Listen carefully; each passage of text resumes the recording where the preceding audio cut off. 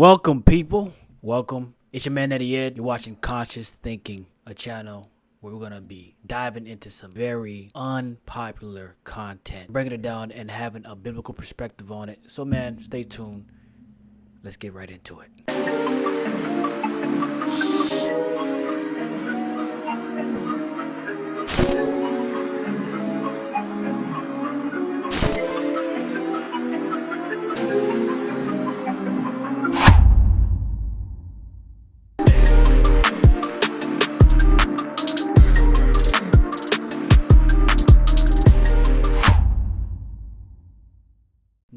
Now this video is from Camp Gagnon. I feel strange even saying that name, but it's an NYPD cop uncovers satanic cult and more stories. Man, these big industries, these higher ups, and these people that are behind the scenes with stuff, they know a lot of different strange supernatural things that they're part of that nobody else knows, and they know how things work, and they know that things aren't how they seem to us because they know the real on what we don't see. But we're gonna get into it. Or I don't know if he's ex NYPD. He probably is ex NYPD at this point. But let's see what he says, man. I am very curious to hear what he's gonna uncover because I know it's gonna be crazy. Smash the like button. Let's get straight into it. Looking at him was like looking at the devil.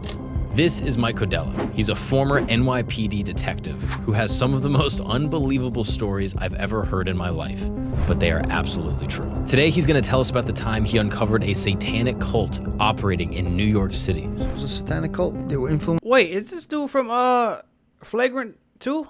Is that Andrew Schultz, man?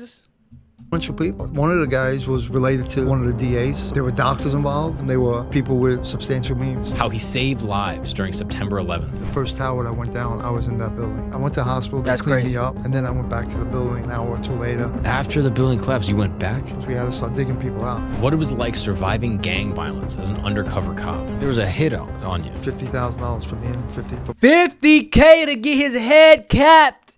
That is crazy. $50K to get his head kept, to get him up out of there, because maybe he wanted to start talking. I don't know. But $50K for him to go away. That is crazy. One thing I do want to mention here, and as we go on, I'm pretty sure he's going to say some pretty dark stuff and say what he saw. But this world is not ruled how you think it is. It is ruled with a hierarchy of demonic forces. And I'm going to insert a verse here at some point in the video, but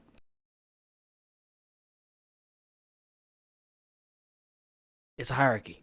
And for those who are watching that know, you know what I'm talking about. For those who are unaware, for we wrestle not against flesh and blood, but against principalities, against powers, against darkness, rulers of this world, spiritual wickedness in high places. Those are the hierarchies that we see in the demonic realm that are controlling this atmosphere on this earth. And that's what, in essence, is behind all this catastrophe, evil, and things that we're seeing play out here in this world. They're behind the system. They're in control. And those who know. Those who know. And for the kingdom people, we are protected. And so nobody from that realm. I wasn't an easy target. And the time his friends beat up a mafia boss. Your boys that you grew up with all beat the have a mafia associate. No, mafia big show. Oh, so this is a serious issue. Everybody got retribution. One guy got a plane in his head. My other friend got shot in the legs with a sawed-off shotgun. Mike is genuinely an awesome dude. If you've ever talked to a retired cop, they have some of the best stories ever. And the NYPD guys have seen everything. So, without further ado, enjoy Mike Codella. Welcome to camp. Mike Codella. I'm very excited for you to be here, man. Thank you so much. Thank you. I appreciate you for schlepping all the way from Staten Island, from your trash pile below Manhattan to be here, man. No problem. This is going to be fun. You have a fascinating story. You've lived an absolutely remarkable life. Some highlights, some little details here and there so people know. 22 years NYPD law enforcement. Many of those years as a detective. Many of those years as a plainclothes officer. And then you went undercover for a long time. And then you became a sergeant of the detectives. Right. You've lived quite a life. You've seen arguably the best and worst of humanity, specifically in New York City, in a time where New York City was not particularly safe. And yeah, you've had a very wild go. Your grandfather's also connected to the mafia, Yep. Oh, that's which crazy. you didn't realize until much later. So there's a lot of stuff to uncover. But the thing that I'm most curious about to begin, who is the criminal or the person that you stared face to face with, looked him in the eye, that truly scared you the most, that shook you to your core, that made you think like there's nothing in this person except pure evil? So I've sat across a couple of bad guys that were really, really evil and treacherous guys, but one in particular I think was probably Dang, this guy got some big ears. not only intimidating, It looks but strong also too. like the Muscular ear. personification of evil, and because of what he was involved with, it just exemplified what a bad guy he was. And so his name was John Lentini. His nickname was Tiny. He was a motorcycle gang guy, vice president of a Oh, motorcycle Lord. gang in Brooklyn, and he was involved with this Satanic cult. And Real quick, these, what do you call it? These motorcycle gang. Somebody drop in the comments about these motorcycle gang people, because I know like gangs in general, they might do some really weird stuff, but motorcycle gangs are an unknown to me. So if anybody like could tell me a little bit more about like, do motorcycle gangs really do like crazy stuff, satanic things on most occasion? Like, what is that like? Somebody drop it in the comments. when I went up to Attica to go speak to him, the correction officers warned me that he was, big guy. Obviously, not obviously, but he turned out to be about 350 pounds.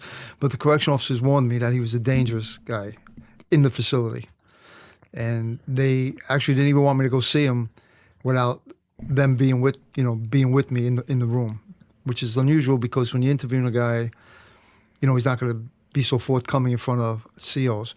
But they thought he was going to be, there was an opportunity for him to get violent. Mm-hmm. And aside from his violent nature, he was just an evil guy. Like looking at him was like looking at the devil.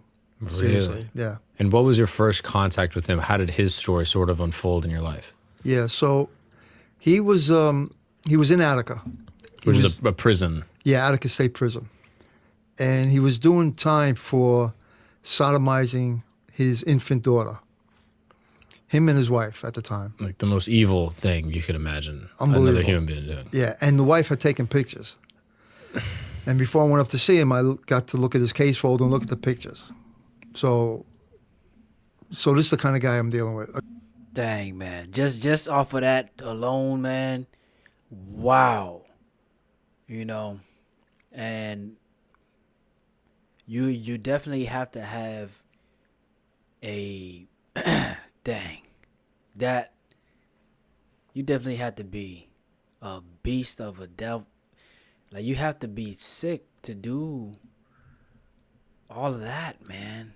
Like, definitely the influence of demonic forces was really in and around this guy. Like, yeah, I'm confident in saying that. I just wonder, man, how crazy this guy was to do something to his own daughter like that. You have to be really out of your mind, and that's why I'm confident in saying, like, yeah, he definitely was in a sunken place with the demonic, satanic things that he was doing, man, because that's just straight evil. A guy who had sex with his infant daughter. The wife. Oh no. I was thinking like she was like 5, but we were talking about infant. What is wrong with you guys? Come on, man. Spiritual wickedness is real, and yes, people choose to do evil things, man. Wife also was involved, and he made her take pictures. And when you go up there, or when you go to elicit information from an inmate or anyone, you can't be confrontational. So basically, I had to let him believe or insinuate that I thought it was okay what he was doing. So otherwise, he's not going to open up to me about the other stuff. And what was the subtext of why you were going to go speak with him?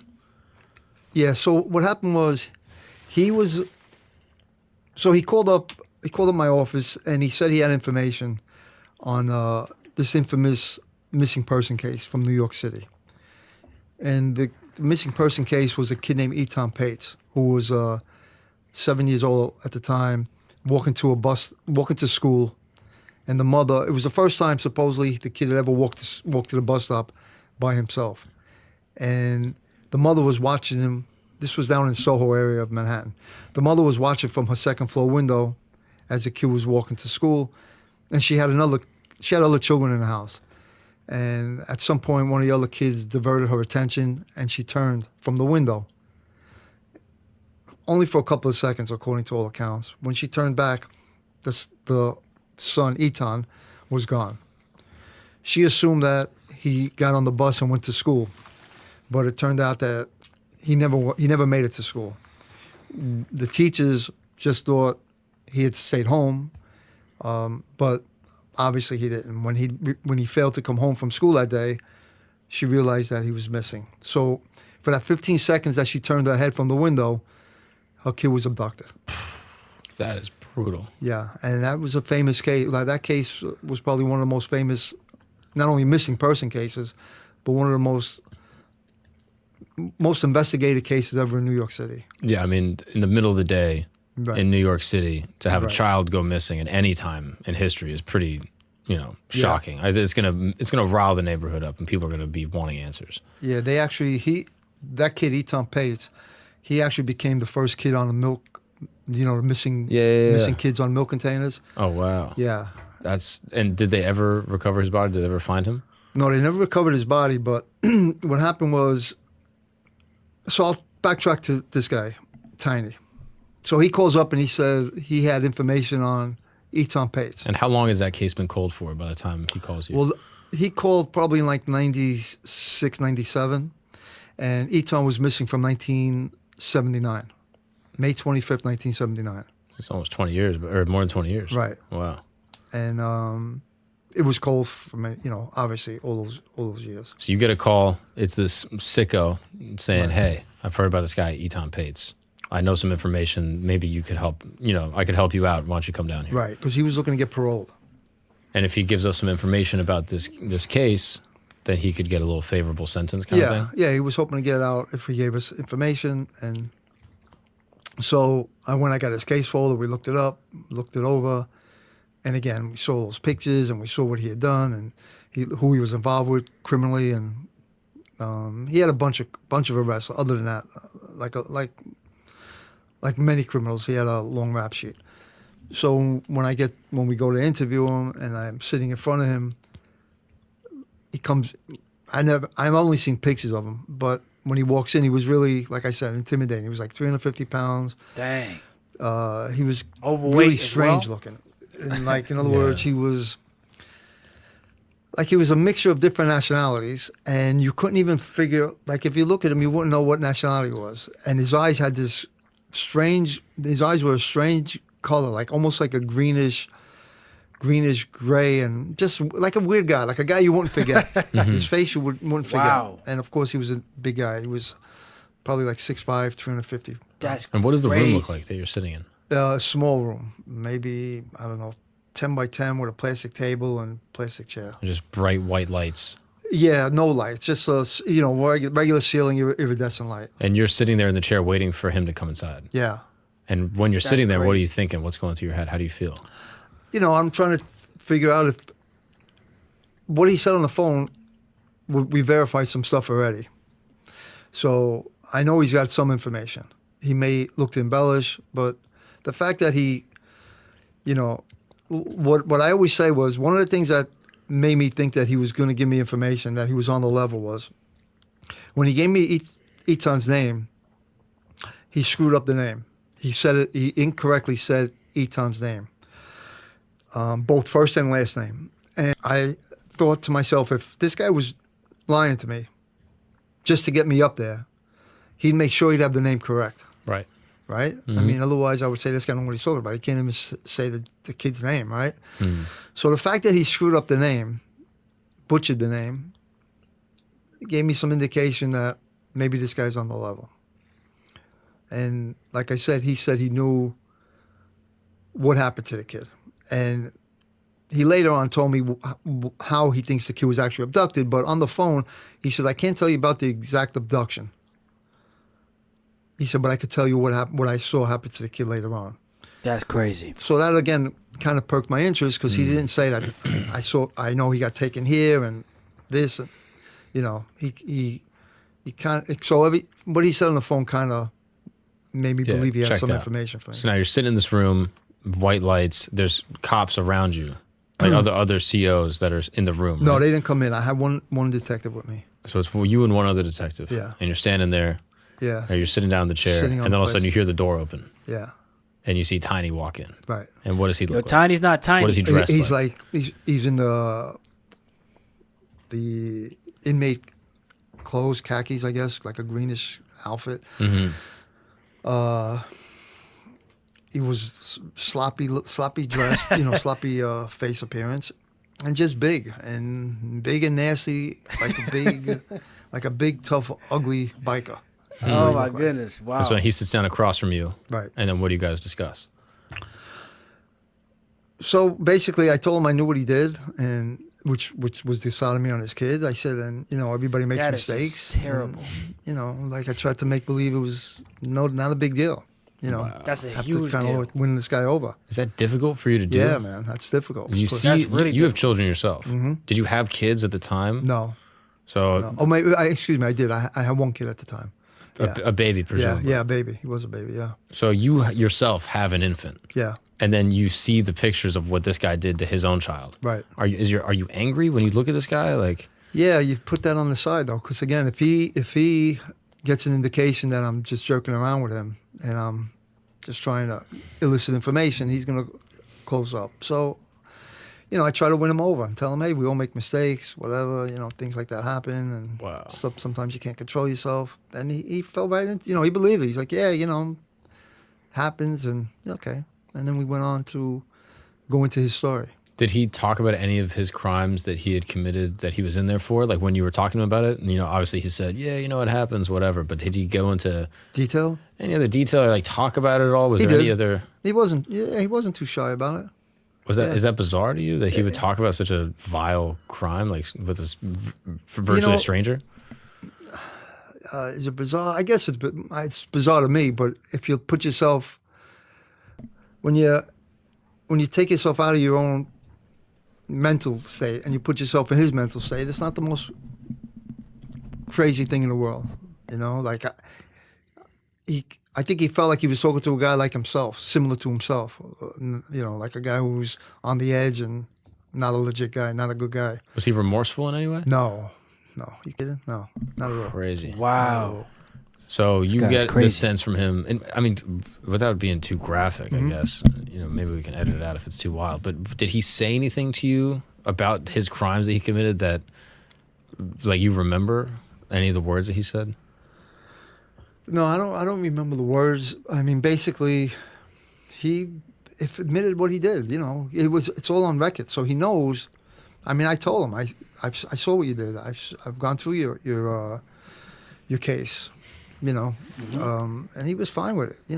He knew I would, obviously, and he was fine with it. And he had done other stuff. He had done drug crimes. He had done robberies, strong arm robberies. I mean, those things seem pale in comparison. Compared to that was nonsense, right? Yeah. But I mean, he was a gun. He was a gun guy. He was just a Psycho. all-around guy. Yeah. So then you now pivot and you say, okay, so what's going on with Adon? Was that his name? Adon? Eton. Sorry. Right. So now you go to him and say, hey, what's the deal with Eton? Yeah. And then what does he say? So basically, the story he tells me is that he was a vice president of a motorcycle gang.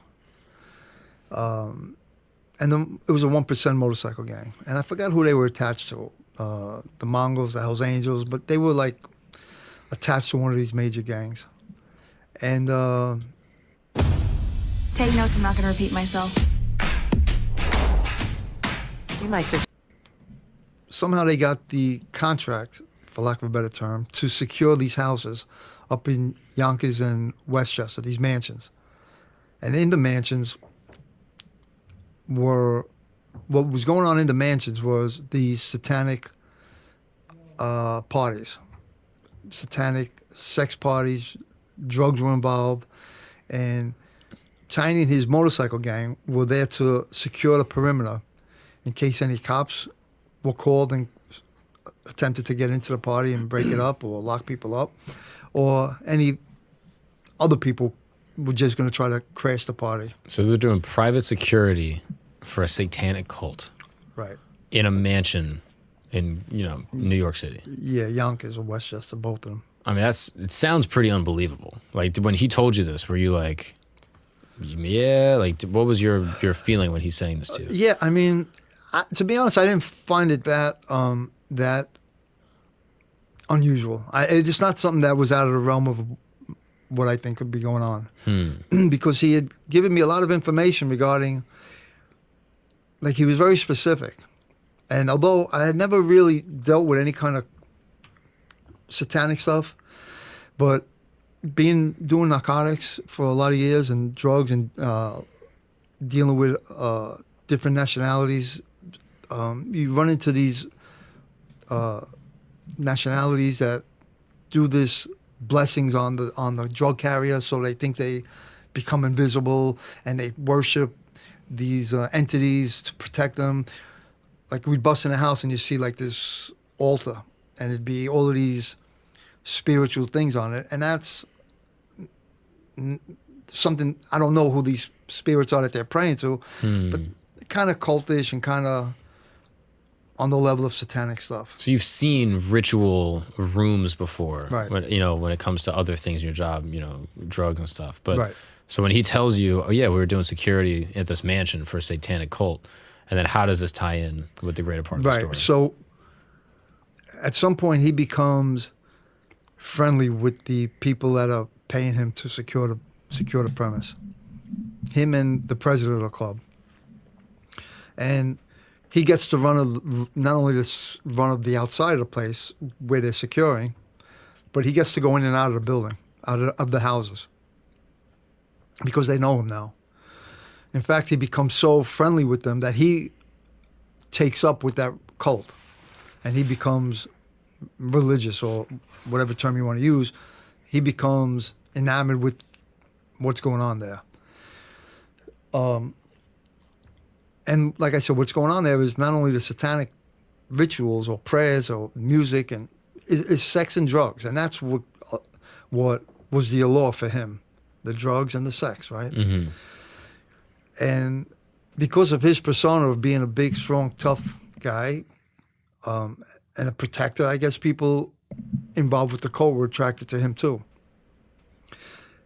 But again, he runs the security, and he runs in and out. So the way the kid ties up, the way the kid ties up into this is that he, at some point, is in one of the houses, and he's watching this satanic ritual on this stage that they have built in the house, and they call out the kid by name, the little Eton kid.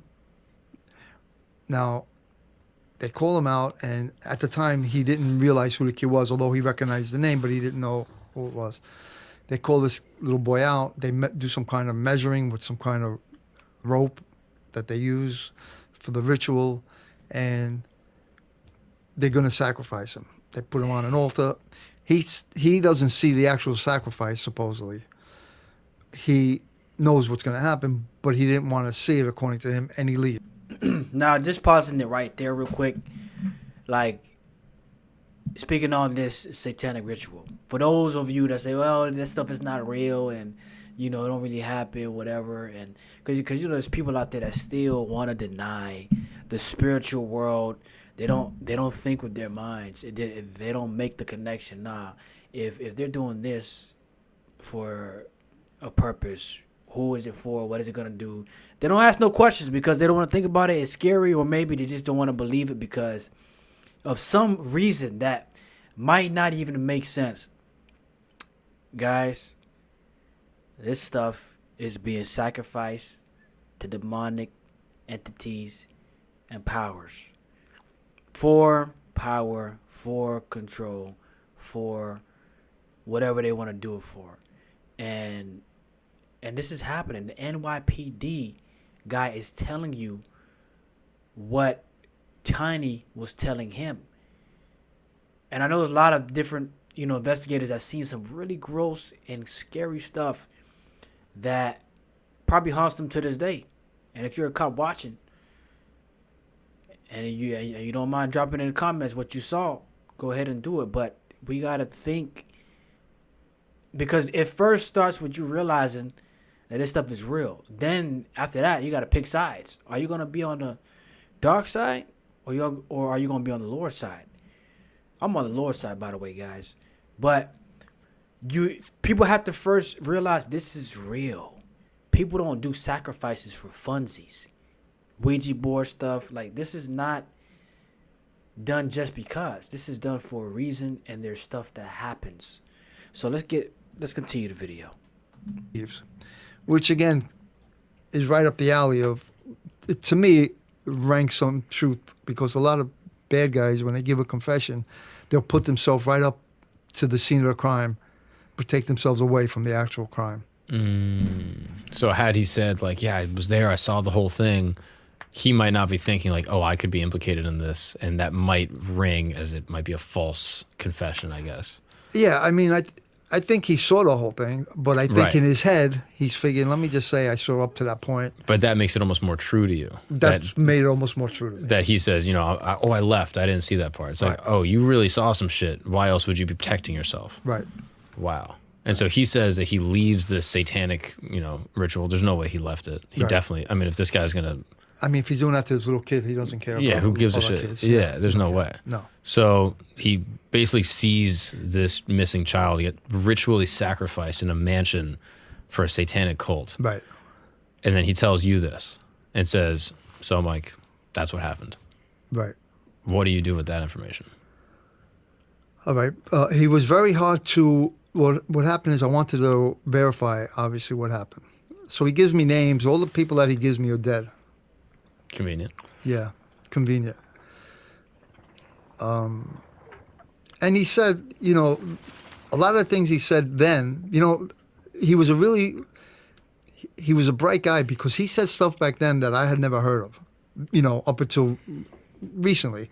He talked about the Bohemian Club, or the Bohemian, Wow. Bohemian Grove. Bohemian Grove. Mm-hmm. He talked about the Bilderberg group. Yeah. And this is in the mid-1990s. Stuff I had never heard about. Mm-hmm. And there was no internet. And even if there was, he wouldn't have access to it in Attica, especially in the early days. So he was a well-read guy, but this was information he said he had learned later on from being involved with the cult. And similar to like what Epstein was doing, or supposedly doing, was compromising people, have people compromise. Mm-hmm. So what was difficult for him was to give us names of people, because everybody used a different name. Everybody used a fake name or a nickname. The names that he did give us, when we tried to find them or look them up, some of them had records for pedophile stuff, but they were dead. Others had no records but were gone. Couldn't find them or dead. So it was difficult. It wasn't easy. And it was hard to verify a lot of the things he said. But at some point, what we did was, I said, you have to give me something. I can't get you out of jail. You have to give me something that we could verify. So he gave me 2 cases that were really interesting. So one case was, so at this point, he's, at the point of, after the kid, he becomes pretty heavy involved with this cult. And he gives me a case that was, he says, okay, I'll give you something. We sacrificed a girl, meaning him and his president of the president of the gang, the biker gang, him, the president, and a couple of the other bikers. They sacrificed a girl in Forest Hills Park, he says. And he gives me an approximate year and approximate month. He said, he didn't remember the exact year, which I kind of get, and he didn't remember the month, other than there was a lot of snow on the ground. So by the time he gave us this, the precincts have all changed their locations, and things have changed, and one precinct doesn't cover the same thing as it used to years ago. Everything's changed. And everything, of course, was on paper. There was no computer stuff. And so that was going to be a hard case to find. But a guy I knew in one police plaza, he was an old-time guy who was a civilian. He finds so let me backtrack. So what Tiny says is, so we sacrificed this girl, he said. He didn't know her name. He said, but she had a name of her son tattooed on her back. That he remembered. And girls with tattoos was kind of unusual back. This happened in like the early 80s when this girl was supposedly sacrificed. He said she had a tattoo of her son's name on her back. He said, and we used a sword from like the Middle Ages. A sword? Yeah, they impaled her with a sword. That is and he crazy. said what he said was, it wasn't sharp. It had like a flattish edge. He said, but it was so heavy. He said that we knew we'd kill her with it. She thought she was going to be like initiated or blessed when they did this to her. She willingly laid on this table in the park, like those cement tables that the people play checkers on and chess on. She willingly laid there, and she thought it was going to be like a bloodletting where they just were going to take some blood from her and do some kind of crazy thing. And she thought they were going to bless her with that heavy sword. But what they actually do is they stab her with it. But it's not like a stab because it's not really sharp, but they crush her. Yeah, just impale her, basically. Right. So when this guy finds the case, sure as hell, he finds the case of what he did was, I guess he went through all the winter months, and then he was able to find this case, and sure as hell there was snow on the ground on this particular date, and the girl has a tattoo on her back, just like he said, and the autopsy had a crushed chest cavity, just like he had said. And only one person was interviewed at the time, and the person interviewed was the president of the biker gang. And the interview basically said, so-and-so says that he saw this female victim in the park wandering around. Sorry about that. So-and-so said he saw this Sound like a female bullet victim drop. in the park. The gunshot ringtone. That's my ringtone. Oh, That's all right. This brings up some memories for you. Yeah, You're exactly. like, oh, nice. It keeps me on my the toes. good old days. Yeah. Yeah. Yeah, so basically, So they find her body. They find it her has body. a crushed chest the cavity autopsy said that she had a crushed chest cavity, just like he had said it would. in a wound, like some type of penetration. Yeah, from it's a weapon. from a blunt object, crushed the chest, just like he said it would.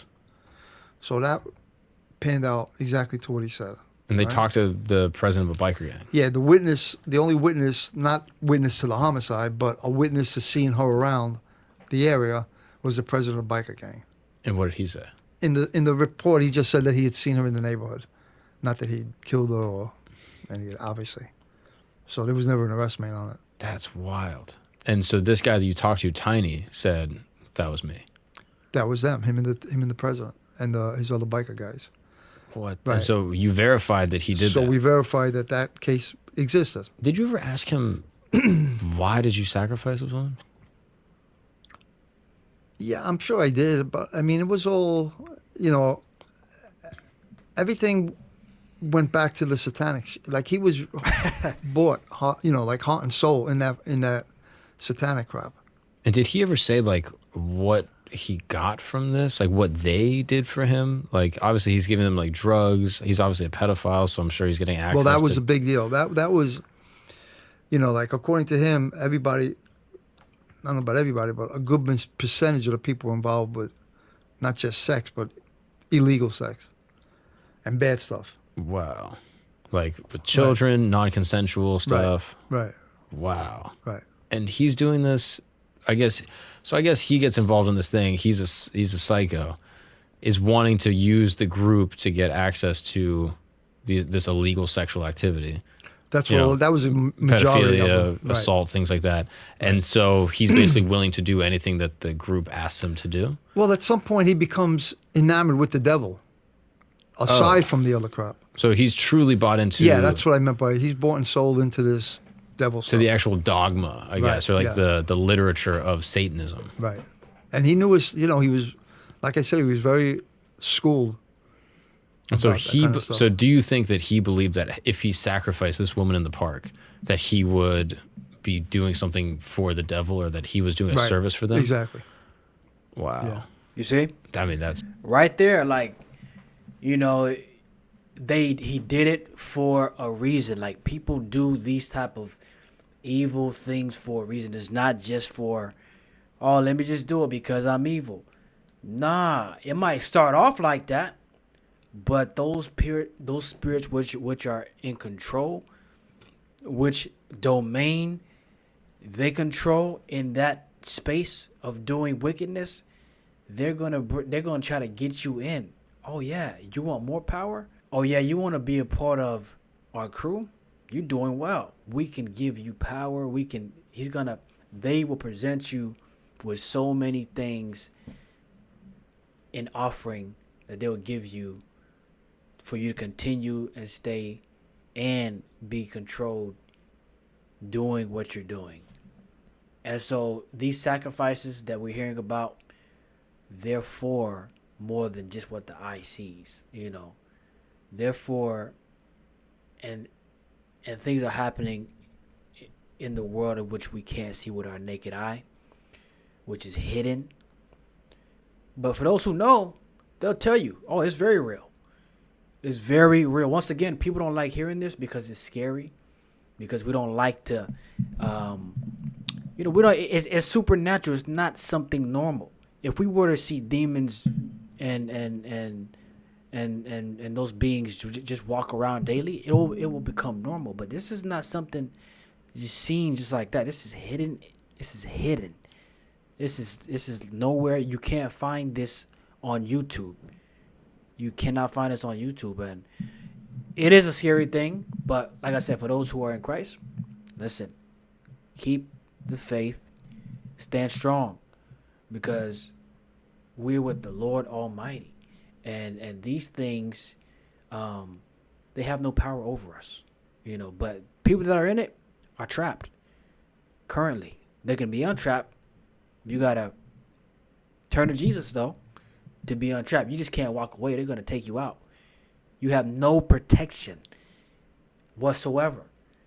The protection only is with Christ, is with Jesus, the Lord. That's the only way you can be protected and live while escaping. If you try to escape, bro, plenty of people will tell you, no, you're not going over. They're gonna get you. Those entities are gonna take you out if you try to leave. Come in with blood, you're gonna have to get out of here by your own blood. But let's continue. We're almost done with this video, and then I'll say some more stuff after. It's insane. Yeah. And where did they find the victim? In Forest Hills Park. Where was she? Did they dispose of her, or was she just? They just left her in the park in the snow. Whoa, I mean, that is crazy. Mm-hmm. And so he said there were 2 cases that he gave you for verification. So that was one. What's up, guys? We're going to take a break really quick because I need to tell you about one of my favorite new products in 2024. His side job was working in a funeral home. And just, out of curiosity, I said, "Yeah, we have a guy in Lucifer. He drives a hearse." He knew him. He knew who he was. He hadn't seen him, but he knew who the guy was. And he knew that when he died, they had a big biker procession for him, for the guy Lucifer. But obviously, we couldn't talk to him at this point. He was gone already. But it's I'll tell you what a small world it is. So I used to work out in a gym in Ridgewood, which is where his biker gang had one of their major clubhouses was in Ridgewood. Ridgewood is borderline Brooklyn, Queens. Right. And this is Lucifer's? No, Tiny. Got it. Tiny's gang was in Ridgewood. Which was Lucifer's also. Got it. Right, they were all in the same biker gang. And in the course of one of our conversations, I asked him something about guns, and he said he had bought a gun. The last gun, or one of the guns he bought from a guy. Excuse me, I'll never forget. He said, I bought it from a guy named Harry, who's a big Puerto Rican guy named Harry, big muscular guy. Bought his last gun from him. So I used to work out in the gym on St. Nicholas Avenue, which is in Ridgewood. And downstairs was a boxing gym, and upstairs was a weightlifting gym. And there was this Puerto Rican guy named Harry that I used to be friendly with. And Oh, wow. I said, it's such a small world, but I doubt. It's almost impossible, right? I go, and I hadn't been in that gym for years because I had already moved out of the area, but I spent a couple of days going back and forth to the gym looking for Harry, and I see him. And I hadn't seen him in many years, and he was, like I said, we knew each other, and he gave me a big hello and hugged me. And I said, you don't get named Tiny? And he says, yeah, I think so. I said, you ever sell him a gun? And he knew I was a cop. Harry did. And he knew I wasn't looking to get him in trouble. And he said, yeah, I sold him a gun. And he remembered the gun, and he remembered. So that just verified that Tiny, another thing, he was telling me the truth about who he got the gun from, when he got the gun, what kind of gun, all of that was on the level. But the other thing we verified with him was we were looking for somebody who was involved with the security of the building and who might have seen some of the stuff that he was talking about. So he gives me information on one of his biker associates.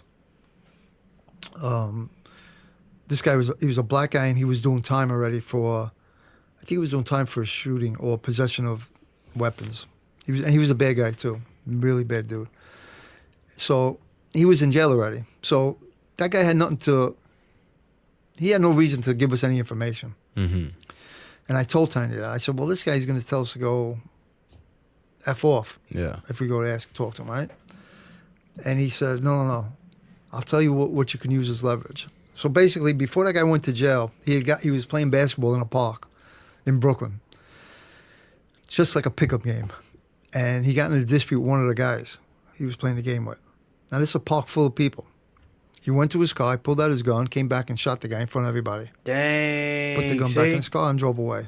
The whole park knew it was him, but everyone was afraid of him. So nobody testified, so he got away with killing this basketball player. That's crazy. So Tiny said, this is what happened. Maybe you could use that. So, again, we found the case of the shooting and the DOA basketball player. And this is a cold case that never got closed. Right. Wow. Nobody reported it. So Tiny's telling you this, saying, hey, you want to talk to someone else that works security at this cult? Talk to this guy. And in order to get him to talk, you got some dirt on him because he did a murder that he never got caught for. Right, exactly. And basically you can go talk to him and be like, hey, tell us what you know. And if he tells you to F off, be like, hey, we got some shit on you. Exactly. So either you can tell us or we can put this extra charge on your thing, and that's going to mess up your life in prison. Add on years or maybe make his sentence worse or put him in a different prison altogether. Exactly. So you go... And get charged with the crime that he'd never been charged with. And so now you take that and you So go now to we talk to the guy. I think he was in Sing Sing, Ossining. I take a folder and I put a telephone book in the folder. I put the case on it. And I tell him, this is your homicide from, 10 years ago. And here's all your witnesses against you. If you don't tell us about this stuff, this is going to come back. And what was he like? Talk to me about him. What did he look like? He was a tall, thin, muscular guy. Mm-hmm. Black guy, tough guy, been in and out of jail his whole life. Intimidating? Yeah, mean guy, He's Tiny's friend. Wow. So you sit across from him and you say, hey, we got this case. Got this case, bro. You going to talk or not? You're going to tell us about... I don't care about this case. I care about this stuff, with the satanic stuff. And what did he say?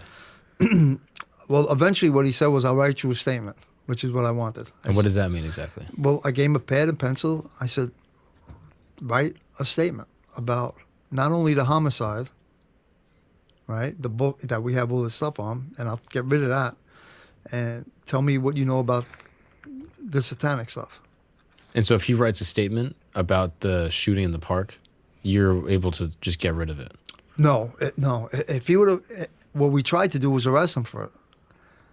But I had a problem with the police, which I've spoken about in the past. That the case, a lot of it was shit can, for lack of a better term, which is a whole nother story.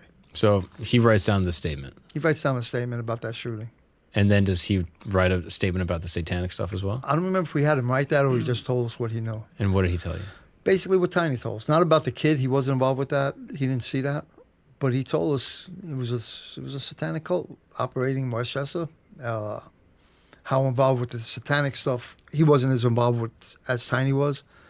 He just knew it existed, and he was doing security, and he'd go in and have sex and drugs in there, and that was his participation. Did him or Tiny ever say what the satanic cult did day to day? Did they say what they wore? Did they ever say they were legitimate people during the day? Mm-hmm. If that's what you mean. Yeah, and they just had regular jobs. Yeah, they were. Yeah, they had high. They were influential people. What do you mean? Well, some of the people. One of the guys was related to one of the DAs, supposedly, Manhattan DA at the time. One of the younger guys that was involved. He was related to the district attorney of Manhattan. A past district attorney. Right. Right. There were doctors involved. I mean, these were, and again, Tiny didn't know them by name. Although the names he did give us when we checked them, they were people with substantial means. And right there, ma'am, as you heard him just say, ma'am, another point of control is when you get to a high level. That's another way for the spiritual wickedness of this world, them to grab a hold of you, to give you an offer. The higher you go, the more you're on the radar, to be enticed. To come, enjoy, get more, cheat the system, X, Y, and Z. These people at these type of parties were worshiping the devil by doing the acts, the rituals, all that stuff, the drugs, inviting demons into their body through those type of activities. Like, these people on the upper echelon brackets of this world, not everybody, but a lot of people are doing these type of things. And of course, there wasn't specific names here mentioned. But let's think about this.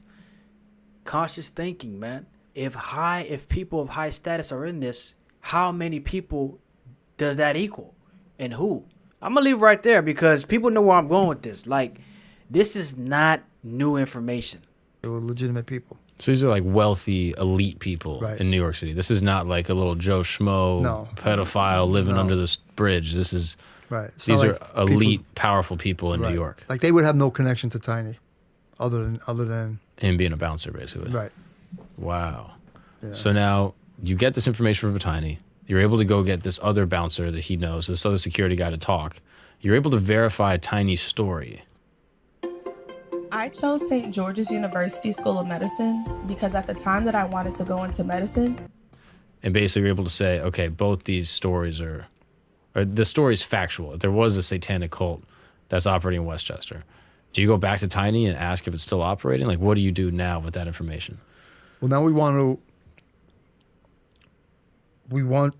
what we tried to do was we tried to interview the cult was a spin-off of a cult called the Process Church of the Final Judgment. The Process Church of the Final Judgment. And that was the cult that David Berkowitz from Son of Sam, who did the Son of Sam shootings. That was the church or the cult supposedly that he was involved with. So the satanic cult is an offshoot of the Son of Sam serial killer, and he was also involved in a different cult. Well, the Process Church. Basically the same cult. Right. Wow. And that's insane. Yeah. So just before we get to Son of Sam, because that's pretty wild that you're now talking to a guy that was basically in the cult that he was also in. Right. Do you try to investigate this? Do you try to close the case of Eton? Like, what is the next steps? The next step was we had to bring it to the DA and see what, how far we can run with it, basically. And no one was very, there was still, Eton bodies wasn't found at this point. It never was, actually, but at this point, it absolutely wasn't found. and it, you know, it was hard. We don't have a lot of substantial stuff to go. So at this point, who do we go after? For argument's sake, the people that killed the kid, we don't know who they were, right? Tiny's giving us names. They're all dead. For the most part, all of them are dead. His friend, the guy in jail that we interviewed, the black guy, He's already in jail. and the DA they weren't, to be honest, they weren't very interested. Was Tiny able to tell you the location of the mansion? Like if he's He gave us locations, not exact locations, and we did the best we could. He gave us a location of where some of the other bodies were buried, regarding the cult, and it was upstate New York. And the guy whose name he gave us was an unusual last name, a long Italian name, and it was unusual. But I had remembered it because I went to school with somebody with the same last name. So we found the guy. We found the house, upstate New York, and the associate of Tiny's had since been dead, but the father was there, living there, an old guy. And we told him we wanted to dig around, or look around in the yard, and he let us. And we didn't find anything just by ourselves, but then we did the ground penetrating radar, and we saw where there were possible dig sites, but we couldn't get a warrant. They wouldn't let us get a warrant to dig. Really? Yeah. Are you confident that those ground detecting radar would have brought about something based off your experience? It's hard to say, I mean, the old man could have been building, but he cut us off. He wouldn't let us dig on our own without a warrant, and then we couldn't get a warrant. Wow. So he let you dig around? Look around, he let us look around. He wouldn't let us dig in the yard. I don't think he was involved, to be honest, the old man. I just think one of two things. Maybe he didn't want his ground disturbed, or he could have maybe just been protecting his son's name, and they didn't want it, Do you know anything about how the son died? No, I might have known. I don't remember, though, to be honest. Wow. So now you find out from Tiny, he says, look, I know where this kid went missing. You're able to verify the story. You're able to find a place where apparently the bodies have been disposed of. How were you able to find the names of the people that were in the cult, like the doctors, the people related to the DA? Like, how did you put those pieces together? Well, some of the names he gave us. Tiny knew some names. Wow. Yeah. Tiny And did you ever go investigate those people? Yeah, like most of them were gone, dead or just off the grid. Now, most of them. Yeah. Were there any that were alive? There was a guy who was involved, owned the auto dealership. I always think it's in California. I always want to say it's in Florida, but I think it was actually in Long Island. Mm-hmm. It was a dealership in Long Island, and my detectives went out to speak to him, and he lawyered up right away. He didn't want to speak about it. He lawyered up. And he got smart. Subsequently, they went back maybe several months later or a year later to talk to him again, and they had sold the dealership. He got and smart. According to the people that bought the dealership, he said they sold it like shortly after my guys went to see him. And that had been in the family for many years. Did they say he sold it like in a rush? In a rush, yeah. And For a low price or something? Yeah, I don't know. All right. We've heard a lot of different things within this story, from people to places and to hierarchies of individuals that were involved. Man, for those of you that do not realize what's happening here and now, it's time. It's time for you to lock in. It's time for you to realize and pick the side that you want to be on. Well, you might say to yourself, well, I don't want to be on no side. Why would I enter into this tug of war of which side? Guess what? You're in. You're in the game. Whether you want to be in or not, you're here on this earth, you're in the game. And I tell you what, although you didn't pick a side consciously, by default, you are on the dark side. Now, you may disagree, and that's okay. But you don't believe what I believe, obviously.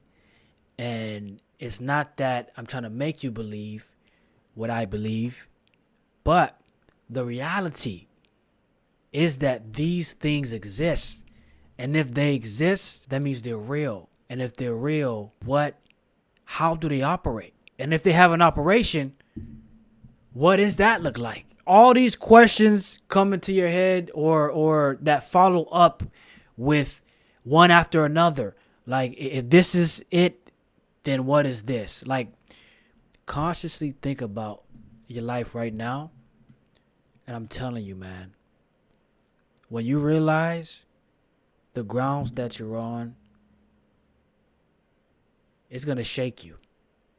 But I encourage you, though, whether you agree with me or not, I encourage you, if you don't know who the Lord is, make sure you find somebody around you that know who he is, so you can be introduced and so that you can find out for yourself. I encourage you to pick up a Bible. You can go to Bible Gateway to start reading and learning and begin to realize how these things work, what the spiritual world is. I'm not going to send you to no demonic book. I don't know any off the top of my head, and I won't do that to you because I don't play for that side. But without further ado, man, thank you guys for watching. This is Eddie Ed. You're watching Conscious Thinking. And please, think. Peace.